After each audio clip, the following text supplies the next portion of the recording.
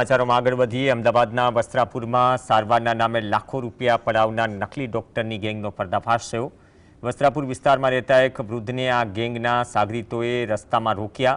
આરોપીઓએ વૃદ્ધ સાથે વાતચીત કરી અને શારીરિક બીમાર હોવાનો અને તેનો આયુર્વેદિક કે જાદુઈ ઇલાજ હોવાનો વિશ્વાસ અપાવ્યો। આરોપીઓએ વૃદ્ધના ઘરે એક સ્પેશિયાલિસ્ટ ડોક્ટર મોકલવાની વાત કરી।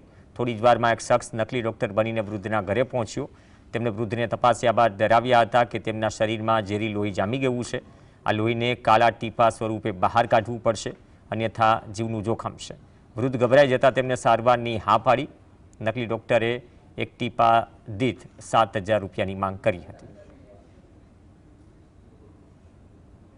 સીસીટીવી ચેક કરતા વૃદ્ધાની આસપાસ એક માણસ રેકી કરતો મળી આવેલ, જેને પકડીને પૂછતાછ કરતા એ મૂળ પોતાનું આટા બરાજ સ્ટેટ રાજસ્થાનનો હોવાનું જણાવેલ અને એ લોકો ત્યાંથી આવીને આ પ્રકારના વૃદ્ધાને ટાર્ગેટ કરીને એમના પાસેથી સારવારના બહાને પૈસા લીધેલું જણાઈ આવેલ, જે અંગે એફઆઈઆર નોંધી આગળની કાર્યવાહી હાથ ધરેલ છે।